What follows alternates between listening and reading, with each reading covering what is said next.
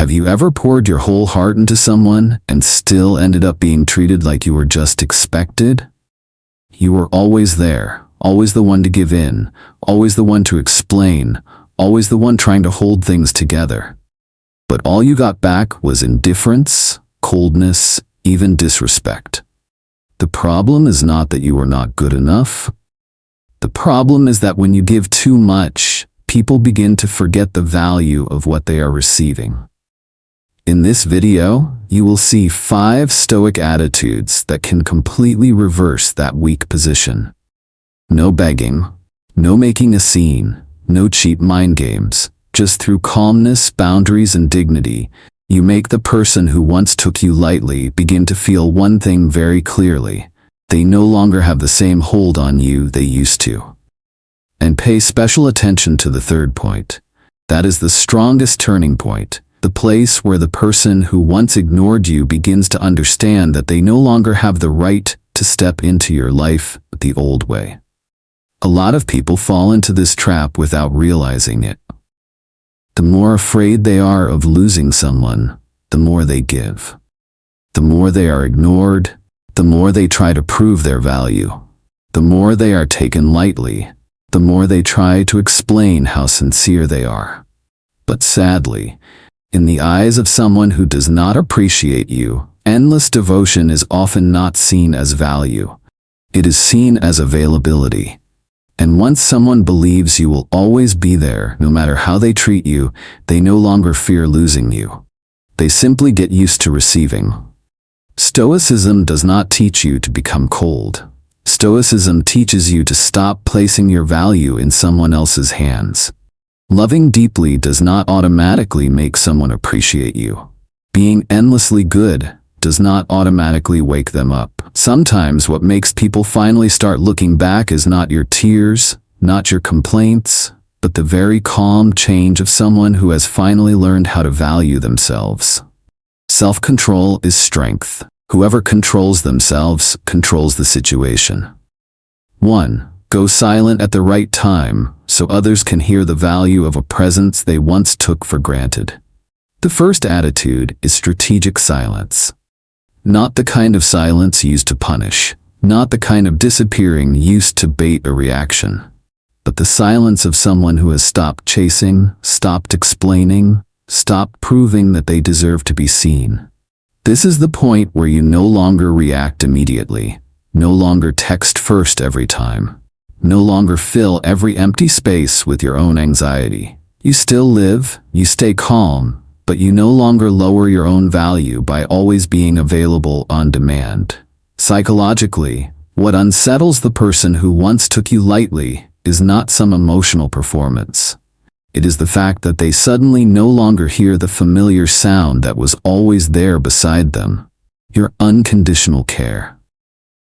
Marcus Aurelius reminds us that the calm of a person who stands on what is right carries more weight than any loud reaction. That is exactly true. Silence used the right way is not disappearing. It is an upgraded form of presence. It says, I am still here, but I am no longer here in the same way. A very real example. Before, if they replied late, you got anxious. If they turned a little cold, you were the one who moved in to smooth things over. If they went silent for a day, you filled the gap with explanations. Now you do not. You stop, you leave the silence where it is, and that silence forces them to face a question they never had to ask before. If this person really pulls away, can I still keep them? The deeper principle here is dignity. Dignity begins the moment you stop making noise just to be noticed. 2. Stop asking to be seen. Start going back and rebuilding yourself. The second attitude is shifting your entire focus away from the person who is ignoring you and back to yourself.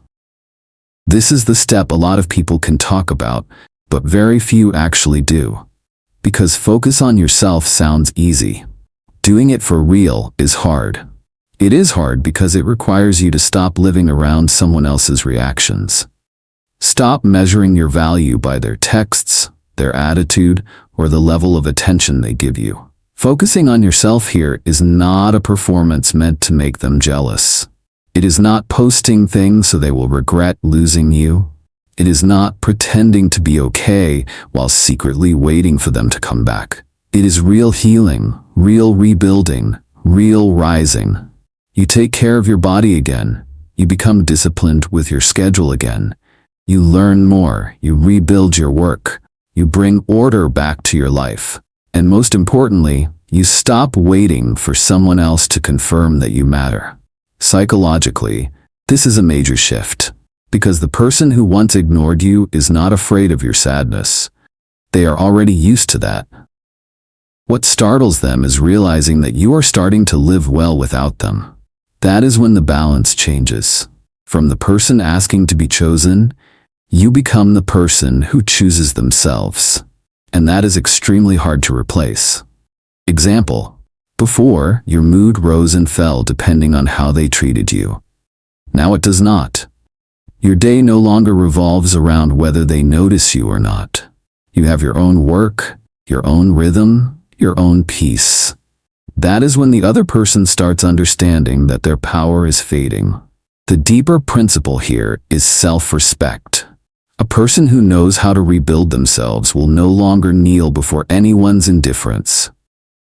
At this point, stop for a few seconds and look honestly at yourself.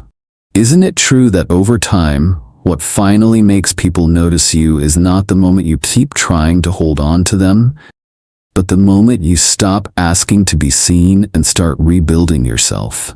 If you have ever felt that, comment 1. If you are in that exact season right now, quietly upgrading yourself, comment 2. Sometimes the biggest turning point is not that they come back. It is that you stop abandoning yourself. 3. Pull your presence back to where it belongs. No scandal, no explanations, no more unconditional availability. This is the strongest point: controlled absence. Some people only understand the value of your presence when they truly feel the weight of its absence. But what matters is this: you do not pull away in resentment. You pull away in clarity. You do not announce it. You do not threaten. You do not post loaded dramatic messages. You simply stop showing up in the places where you were being taken lightly the way you used to. Seneca reminds us that sometimes, if you want others to recognize your value, you have to know how to remove yourself from the place where they got used to treating you like a given. That is not punishment. That is self-protection. And self-protection with calmness is always stronger than 1,000 complaints. Psychologically, controlled absence creates a space that is very hard to fill, because the other person no longer has default access to you. They used to think you would always answer, always wait, always be there. But now they are forced to face an uncomfortable truth. Not everything that was once there forever will stay there forever. Example: before, when they needed you, you came. When they were hurting, you held them up. When they went silent, you kept the conversation going. Now you step back. Your schedule is no longer wide open for someone who does not know how to value you. And when they begin to notice they are no longer your automatic priority, that is when they finally understand the real value of the presence they used to consume as if it were guaranteed. The deeper principle here is boundaries. Boundaries do not push real love away. They only filter out those who only loved your softness and ease. 4. Do not give them the emotional reaction they once used to control you. The fourth attitude is refusing to react emotionally the old way. This is one of the changes that confuses people the most, because the person who once took you lightly was very likely used to an older version of you. Easy to shake, easy to panic, quick to explain, quick to doubt yourself, quick to cling. But when you stop exploding, stop pleading, stop straining to prove yourself, the game begins to die. Epictetus made it very clear. What happens does not determine your inner life. The way you respond to it does. Not reacting emotionally here does not mean becoming cold. It means you no longer give other people the right to pull you off center. Psychologically, what makes them lose control is not your raised voice. It is the fact that they can no longer trigger the old reaction out of you. People who like controlling others live off knowing which button will make the other person unravel.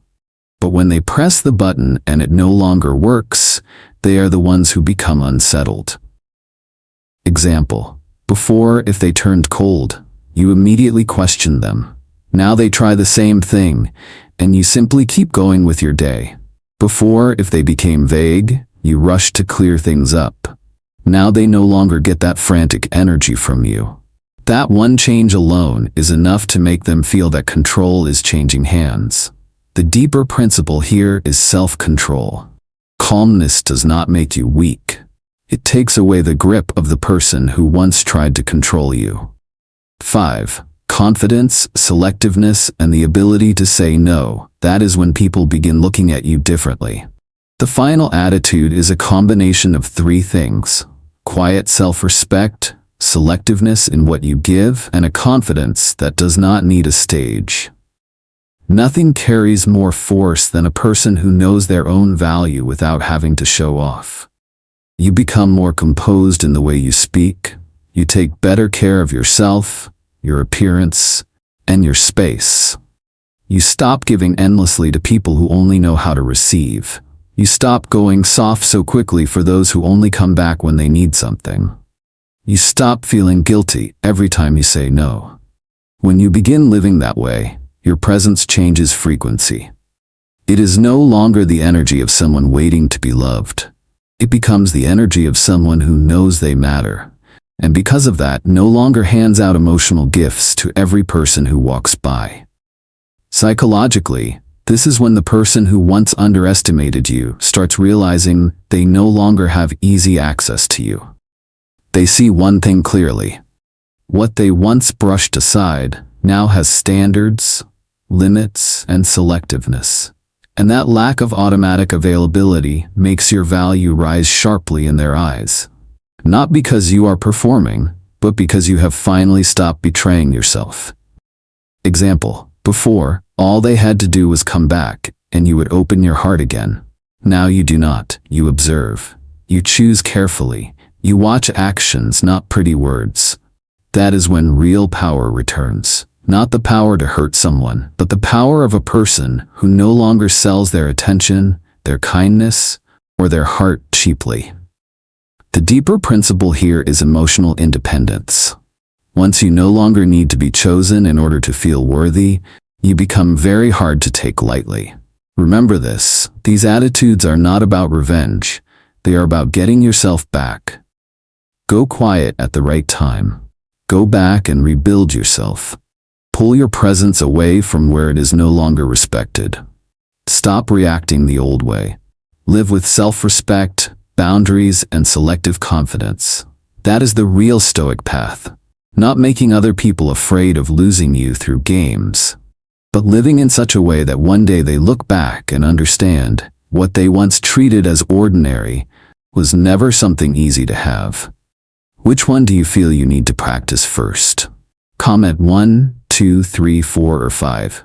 And if you like Stoic content that is sharp, deep, piercing, and still deeply calm like this, like the video, and subscribe to the channel so we can keep walking this road together.